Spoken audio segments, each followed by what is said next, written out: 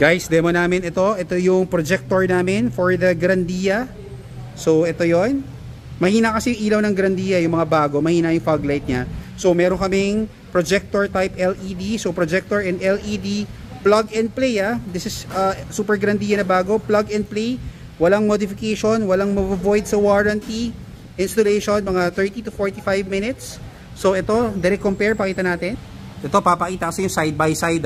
Ito, in-upgrade na namin siya to projector. Yan, naka-projector na siya to LED. Ito yung kabila. Ito yung stock. Ito yung stock ng LED mo. So, pakita namin sa inyo. Actual output. Yan, sabay Compare side by side. Pakita ko.